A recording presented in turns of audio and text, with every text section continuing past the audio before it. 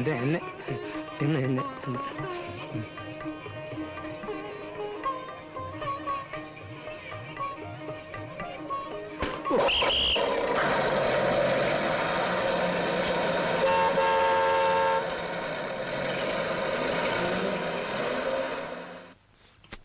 ദുബായിക്കുള്ളൊരു visa ഒത്തുകിട്ടാൻ സാധ്യതയുണ്ട്. അത് നടന്നാൽ അമ്മാവൻ എന്നോടുള്ള സമീപനം മാറ്റും. അതുവരെ അയാളെ വെള്ളം കുടിപ്പിക്കുക. രാഘവേട്ട, സത്യത്തിൽ എന്റെ അമ്മയ്ക്ക് അവകാശമുള്ള 5 ഏക്കർ തെങ്ങുംപുരയിടം അയാൾ കൈവശം വെച്ചിരിക്കുന്നു. അതും അതിന്റെ പലിശയും കിട്ടാതെ എന്റെ ഈ ജീവിതം കൊണ്ട് ഒരു പ്രയോജനവും ഇല്ല. രാഘവേട്ടൻ ഇരിക്കും, ഒരു അത്യാവശ്യ കാര്യമുണ്ട്. എന്താ പറയാം. അപ്പൊ ഈ കാപ്പിയുടെ കാശ് ഞാൻ കൊടുക്കണം അല്ലേ?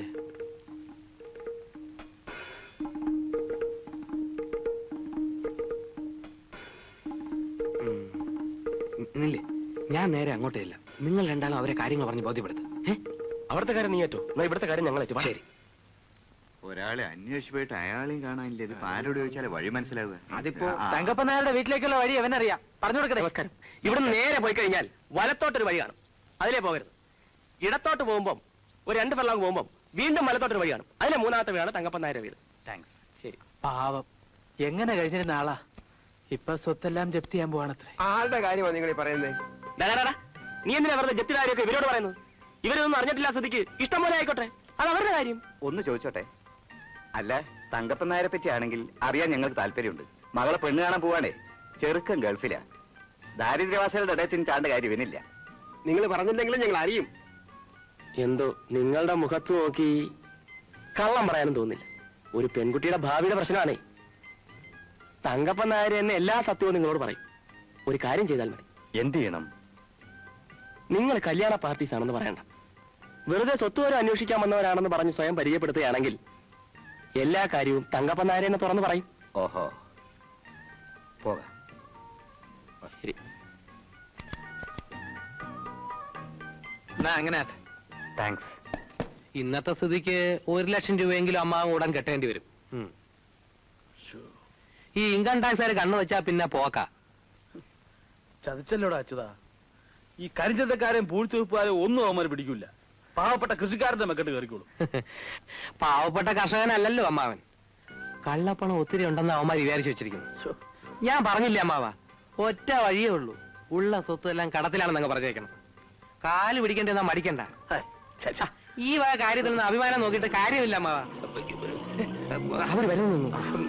അമ്മാവ ഒരു കാര്യം ചെയ്യണം, ആ മോതിരവും മാലയൊക്കെ ഓരി തന്നാട്ടെ.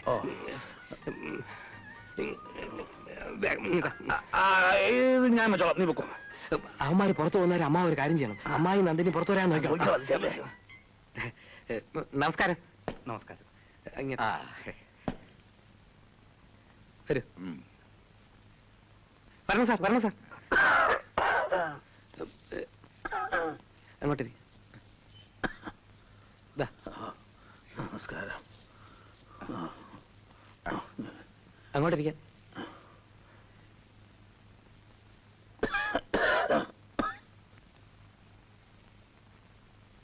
മിസ്റ്റർ തങ്കപ്പൻ നായരല്ലേ? അതെ. എന്താണാവോ വിശേഷിച്ച്? വിശേഷിച്ചൊന്നുമില്ല, പോകുന്ന വഴിക്കൊന്ന് കയറിന്ന് മാത്രം. ഇൻകം ടാക്സ് ഇങ്ങനെ പറയൂ. ഇപ്പോഴത്തെ കാലത്ത് ഇതുപോലൊരു കെട്ടിടം പണിയാൻ ഒരു 3-4 ലക്ഷം രൂപയെങ്കിലും വേണ്ടി വരും, ഇല്ലേ? മുത്തശ്ശന്റെ കാലത്ത് പണിതാ. ഇതാ ഇപ്പൊ ഒരു ശാപമായത്. ഇതൊന്ന് വൃത്തിയായിട്ട് തൂത്തു തുടയ്ക്കാൻ ഒരാളെ വെക്കാൻ പോലും ഇന്ന് ശേഷിയില്ല. അയ്യോ, അതെന്ത് പറ്റി? കേസും കോടതിയും, കോടതിയും കേസും ഒക്കെ കടത്തിലായി എന്ന് പറഞ്ഞാൽ കഴിഞ്ഞല്ലോ. പിന്നെ വിട്ടുമാറാത്ത ഈ ചുമയും. പറമ്പിലൊക്കെ ധാരാളം കൃഷിയുണ്ടല്ലോ. ഉണ്ട്, പക്ഷെ ഒക്കെ കാണാനേ എനിക്ക് വിധിയുള്ളൂ. പറമ്പ് മുഴുവൻ പാട്ടത്തിന് കൊടുത്തിരിക്കുക. കുട്ടികളെ ഒന്നേ ഉള്ളൂ, മകളാ. അവളുടെ ചികിത്സയ്ക്ക് തന്നെ വേണം മാസാമാസം നല്ലൊരു തുക. കുട്ടിക്ക് എന്താ അസുഖം? ഇന്നതൊന്നുമില്ല.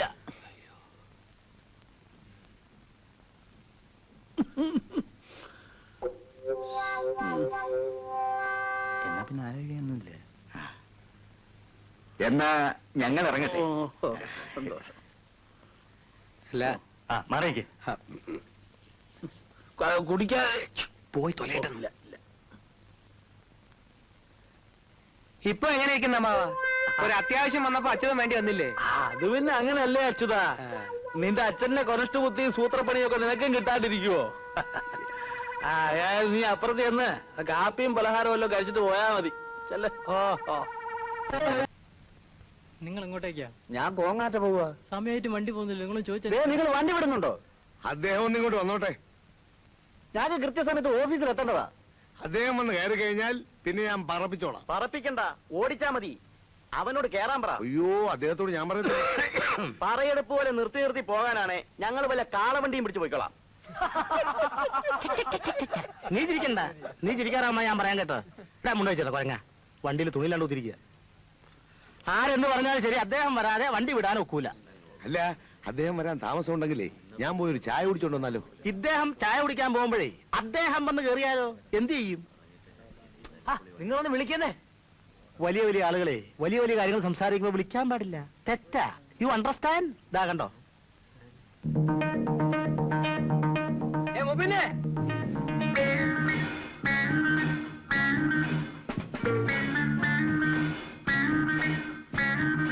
അമ്മാവ അല്ല മുബൈനെ തന്നെ വിളിച്ചേ. മുബിനെ വരുന്നോളോ? ഞങ്ങള് പോട്ടോ.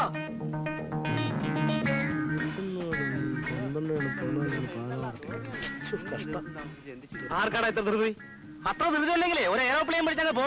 എയറോപ്ലെയിൻ എക്കാത്തിനല്ലോ കാശ് നീടല്ലേ? കാശ് തന്നെങ്കിൽ നിന്റെ സൗകര്യത്തിൽ തുള്ളണോ? ഇത് എന്റെ ബസ്സാണെങ്കിൽ ഞാൻ പറയുമ്പോ ഓടും, ഞാൻ പറയുമ്പോ നിൽക്കും. ഇങ്ങനെ പോയാ ഓടി ഓടി ഒരു ദിവസം നിൽക്കും. നിന്റെ കരുനാക്കരുന്ന് വിളക്കല്ലേ? നീയൊക്കെ ഈ പൊലിഞ്ഞ വേഗത്ത് ഈ മരുഭൂമിയിൽ കൂടെ തെക്ക് വടക്ക് കാണുന്ന ക്ഷീണിക്കണ്ടെന്ന് വിചാരിച്ച് മുതലാളി ഒരു ബസ് വാങ്ങിച്ചിട്ടപ്പോ ശപിക്കുന്നോടാ. ഇവനെ ഒന്നും നിലയ്ക്ക് നിർത്താൻ അറിയാൻ പാടില്ലാഞ്ഞിട്ടല്ല. പെസക് സെന്ററാ. ഉടക്കിയ വണ്ടിക്ക് അതിന്റെ കേട്. അങ്ങനെ ഒരുത്തരം പേടിച്ച് വണ്ടി ഓടിക്കണ്ട. ഇവൻ എവിടുത്തെ ടിക്കറ്റ് എടുത്തിരിക്കുന്നത്? ഇവൻ മണ്ണൂരല്ലേ? മണ്ണൂര്. ഞാൻ കോങ്ങാറ്റേക്കാ. കോങ്ങാട്ടേക്ക് എത്രയാ ചാർജ്? അത് ഏനം പോലെ വാങ്ങിക്കും. 50 പൈസ. 50 പൈസ. 50 പൈസ കൊടുത്ത് ഇറക്കി വിടെ. 50 പൈസ. ടിക്കറ്റ് എടുത്തവനെയൊന്നും അങ്ങനെ ഇറക്കി വിടാൻ ഒക്കത്തില്ല. എന്നാ ഇവനെ ഇറക്കാതെ വണ്ടി വിടുന്നില്ല. എന്നാ അവനെ ഇറക്കാതെ ഞാൻ വണ്ടി കയറുകയില്ല. നിങ്ങൾ കാരണം ഇത്ര ആൾക്കാരുടെ യാത്ര മുടക്കരുത്. മുതലാളി പറഞ്ഞതാ. പാരമ്പര്യമായിട്ട് പിടിവാശിക്കാരുടെ കുടുംബമാ. 50 പൈസ പിടി. ഞാനായിട്ട് മുടക്കുന്നില്ല. എന്നാ പിന്നെ അതാ നല്ലത്. കാണാം. കാണാം. പിടിച്ചോ. കൈ വേണ്ടേ?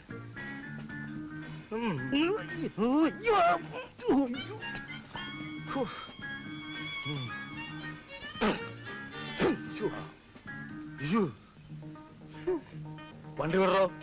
വിസിലടിച്ചില്ല. വിസിലിടോ.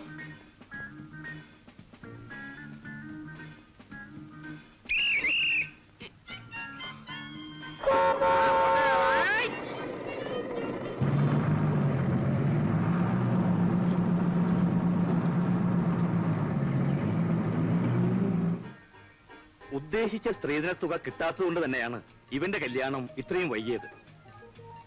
എന്നാലും 5 ലക്ഷവും ഒരു കാറും എന്നൊക്കെ പറഞ്ഞാൽ.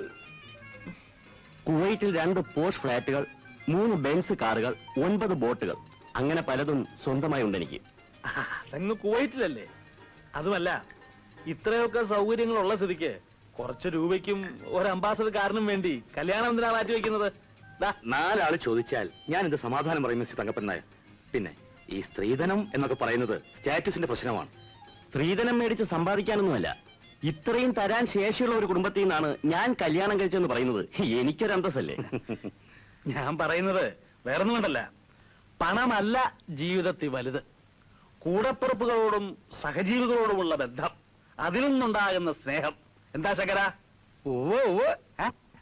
പിന്നെ പാലൂത്ര കോവിലകത്ത് നിന്ന് വരെ മുതലാളിയുടെ മോൾക്ക് ആലോചനകൾ വന്നതാ. അവർക്കൊക്കെ പണമല്ല വലുത്, പാരമ്പര്യമാ. പണമില്ലെങ്കിൽ ഇക്കാലത്ത് പാരമ്പര്യത്തിനൊന്നും യാതൊരു വിലയുമില്ല.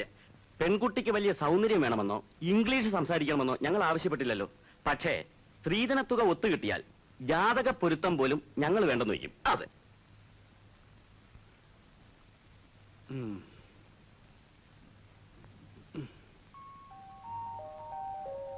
ഏതായാലും ഞങ്ങളൊന്ന് ആലോചിക്കട്ടെ. ധൃതിയൊന്നുമില്ല. പിന്നെ ഒരു കാര്യം, അവിടെ നിന്ന് എന്തെങ്കിലും അറിവ് കിട്ടിയതിന് ശേഷം മാത്രമേ ഞങ്ങൾ മറ്റൊരു കാര്യം ആലോചിക്കൂ. അത് ഞങ്ങളുടെ വാക്ക്. അല്ല, പയ്യന് പെണ്ണിനെ ഒന്ന് കാണണ്ടേ? എനിക്ക് നിർബന്ധമൊന്നുമില്ല. പിന്നെ നിങ്ങൾക്ക് നിർബന്ധമുണ്ടെങ്കിൽ പെണ്ണിനൊരു ഫോട്ടോ ഇങ്ങോട്ട് അയച്ചേക്ക്. ഓ ഓ ശരി. അമ്മേ, ഞാൻ അന്ന് പറഞ്ഞിരുന്നില്ലേ വിസയുടെ കാര്യം? കത്ത് വന്നിരിക്കുന്നു. അടുത്ത ബുധനാഴ്ചക്കകം 8,000 രൂപ കൊടുക്കണം. 8,000 രൂപ എവിടുന്നുണ്ടാക്കും മോനെ? പണയം വെക്കാനും വിൽക്കാനുമായി ഇനി എന്തെങ്കിലും ഉണ്ടോ ഇവിടെ? ഇത്രയും നല്ലൊരു ചാൻസ് എന്തായാലും കളയരുത്. ഞാൻ ഏട്ടനോടൊന്ന് പോയി ചോദിച്ചാലോ? അത് വേണ്ടമ്മേ. അതെന്താ? അമ്മാവന്റെ കയ്യിൽ നിന്ന് കാശ് കിട്ടിയാ കടിക്കുവോ? ചോദിച്ചാലും അമ്മാവൻ തരില്ല. അത് ചോദിച്ചു നോക്കിയാലല്ലേ അറിയാനൊക്കൂ. അമ്മാവന്റെ കാര്യമായതുകൊണ്ട് നേരത്തെ അറിയാം. ഇത്രയും കഷ്ടപ്പാടൊക്കെ ഉണ്ടായിട്ടും ഞാൻ ഇതുവരെ ഏട്ടനെ ശല്യപ്പെടുത്തിയിട്ടില്ല. കാര്യം പറഞ്ഞാൽ ഏട്ടൻ തരാതിരിക്കില്ല. അമ്മയ്ക്ക് അങ്ങനെ ഒരു വിശ്വാസം ഉണ്ടെങ്കിൽ ചോദിച്ചു നോക്കൂ. അപ്പോ 8,000 രൂപ ഞാൻ തന്നാലേ അച്യുതന് ഗൾഫിൽ പോകാൻ പറ്റും. അത്രയല്ലേ ഉള്ളൂ. തൽക്കാലം നിന്റെ 8,000 രൂപ ഇല്ലാത്തത് കൊണ്ട് നീ നിന്റെ സ്വന്തം ചേട്ടനോട് ചോദിക്കുന്നു. അത് തെറ്റല്ല. ചേട്ടന് 8,000 രൂപ നിന്നെ സഹായിക്കാനുള്ള കഴിവുണ്ട്, അല്ലേ? പിന്നെന്താ പ്രശ്നം? എന്താ അച്യുതാ, പ്രശ്നം വല്ലതുണ്ടോ? അപ്പൊ പിന്നെ പ്രശ്നമൊന്നുമില്ല. എന്നാ പ്രശ്നമുണ്ട്. സാവിത്രി, നിന്നെ സൃഷ്ടിച്ചതും എന്നെ സൃഷ്ടിച്ചതും ഈശ്വരൻ.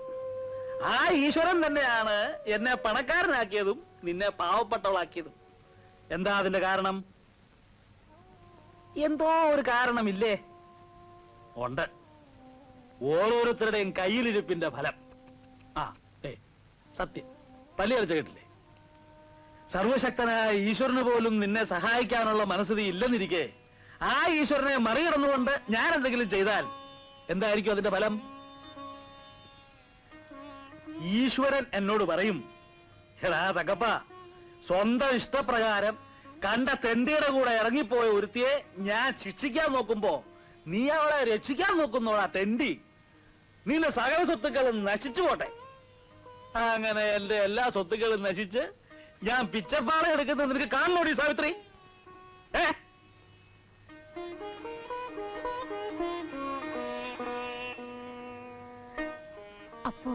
അപ്പോ ഒന്നുമില്ല. നിന്നെ സൃഷ്ടിച്ചതും എന്നെ സൃഷ്ടിച്ചതും ഈശ്വരൻ. അത് തന്നെ എന്റെ കാര്യം.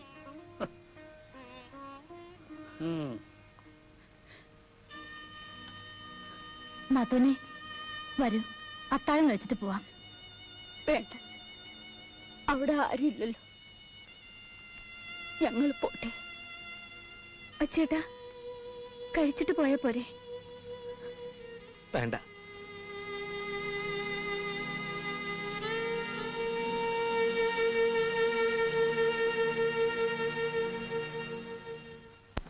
ഇനി ആരാ ടിക്കറ്റ് എടുക്കാനുള്ളത്? ടിക്കറ്റ് ആരാ ടിക്കറ്റ്? ടിക്കറ്റ് ടിക്കറ്റ് എടുക്ക. ഒരു വേറ്റുമൽ. എന്നുമേൽ വേറ്റുമൽ. വേറ്റുമേൽ. ടിക്കറ്റ് ടിക്കറ്റ് തരാവിടോ. ടിക്കറ്റ് തരാനുള്ളതല്ലേ, ഞാൻ ഇവിടെ ഒന്നും വിട്ടു പോവില്ല. അപ്പൊ ഇവിടെ എവിടേക്കാ? ഒരു കാഞ്ഞാമ്പറം. കാഞ്ഞാമ്പറം 1.5 രൂപ. 1 രൂപ എന്നാലും മതി കേട്ടോ. 1 രൂപ മതി. അപ്പൊ ടിക്കറ്റ് എഴുതൂല. അതെന്താ? അത് ടിക്കറ്റ് എഴുതിയാൽ മുതലാളിക്ക് പോകും കാശ്. ഇതിപ്പോ 1 രൂപ എനിക്കും 50 പൈസ സാധാരണക്കാരനായ യാത്രക്കാരനും. ഈ നാട്ടിലും സോഷ്യലിസം കൊണ്ട് മാഷേ. ആ സോഷ്യലിസം കൈയോടെ പിടിക്കാനാ ഞാൻ ടിക്കറ്റ് എന്തിനാ എന്താ കാര്യം? ആർക്കൊക്കെ ടിക്കറ്റ് കൊടുത്തിട്ടാന്ന് എനിക്കൊന്ന് മനസ്സിലാക്കണ്ടേ? താനാരാ? എന്നെ മനസ്സിലായി. അതുകൊണ്ടല്ലേ ചോദിച്ചത്. എന്താ ടിക്കറ്റ് പരിശോധിക്കാൻ ഞാനെന്താ ചെക്കിംഗ് ഇൻസ്പെക്ടറോ? മാഷേ, നിങ്ങൾ തലയെ കൂടി മുണ്ടിട്ട് ഒരു CID പോലെ കയറി വന്ന് ഞാൻ ശ്രദ്ധിച്ചു കേട്ടോ. അതുകൊണ്ടല്ലേ അഭ്യാസം കണ്ടി കൊച്ചു കൊള്ളാം. പിന്നെ എന്റെ ഡ്യൂട്ടിക്ക് അർത്ഥം വരുന്നുണ്ടല്ലോ. എന്റെ വിധം മാറും ഉള്ള കാര്യം ഞാൻ ചോദിക്കാം അയാളോട്. ഇയാളെ എന്നെ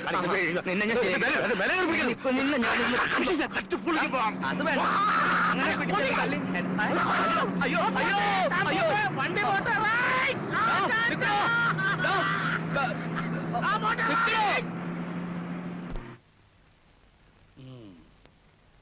അവന്റെ മുഖത്തൊരു കള്ള ലക്ഷണം ഉണ്ടെന്ന് എനിക്ക് ആദ്യമേ തോന്നിയിരുന്നു. എന്നിട്ട് അന്നത് പറഞ്ഞില്ലല്ലോ. ആ MLA ശുപാർശക്കത്ത് കൊടുത്തു വെച്ചോട്ടല്ലേ നമ്മളവനെ നിയമിച്ചത്. ഒരു കാര്യം ചെയ്യാം, ആ MLA കണ്ട് വിവരം പറയാം. എന്തു പറയാൻ? ഈ രാഘവൻ ആള് കള്ളനാണെന്ന് തെളിവുണ്ടോ? ഏ? അവൻ കള്ളനാണെന്നുള്ളതിന് തെളിവുണ്ടോ എന്ന്? ആ, തെളിവുണ്ടോന്ന് ചോദിച്ചാൽ ഇപ്പോ മുതലാളി, തെളിവ് ഞാൻ ഉണ്ടാക്കി തരാം. പക്ഷെ എനിക്ക് അതിനുള്ള അധികാരം തരണം. എങ്ങനെ? എന്നെ ചെക്കിംഗ് ഇൻസ്പെക്ടറായി നിയമിച്ചുകൊണ്ടുള്ള ഒരു ഓർഡർ ഇങ്ങ് എഴുതാം. ഒരു 200 രൂപയും. രൂപയോ? യൂണിഫോം തയ്പ്പിക്കാനേ, കാക്കി. ഓ. കള്ളൻ രാഘവനെയും അവന്റെ അപ്പൂപ്പനെയും ഞാൻ പിടിച്ചു കൈ തരാം. ശങ്കര, ഞാൻ ഒരു സംശയം ചോദിച്ചോട്ടെ? ഓ, നീ കാക്കി യൂണിഫോം ഒക്കെ ഇട്ട് അങ്ങോട്ട് ചെന്നാൽ നീയും അവന്റെ കൂടെ കൂടി കൈയിട്ട് പാടില്ല എന്നുള്ളതിന് എന്താ ഒരു ഉറപ്പ്? ദേ മുതലാളി, ഞാനൊരു കാര്യം പറയാം. ആരെയും വിശ്വാസം ഇല്ലെങ്കിൽ അവനവൻ തന്നെ കണ്ടക്ടർ ആവുന്നതാണ് നല്ലത്. അതല്ല ശങ്കര, ഈ കാക്കിക്ക് അങ്ങനെ ഒരു വലിയ കുഴപ്പമുണ്ട്. കാശ് കണ്ടാ പിന്നെ ആരുടെയാ എന്തിനാ എന്നുള്ളതൊന്നും ഒരു പ്രശ്നമല്ല. അതുകൊണ്ട് പറഞ്ഞതാ. ഏതായാലും നീ തുണിയെടുത്ത് തയ്യക്കട കൊടുത്തോ.